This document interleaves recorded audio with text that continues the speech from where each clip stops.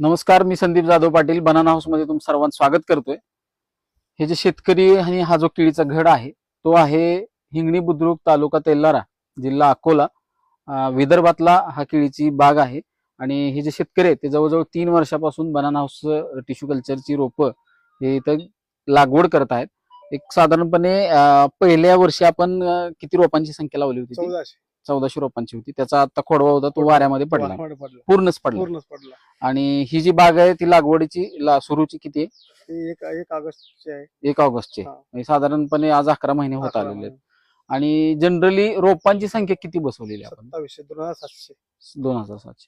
तर अशा बऱ्याच ह्या प्रश्नांची उत्तर आजच्या या व्हिडिओमध्ये आपण मिळवणार आहे. पण या सगळ्या नियोजनामध्ये हे सगळं जे व्यवस्थापन आहे ह्यामध्ये एका गोष्टीवर अवलंबून नाही.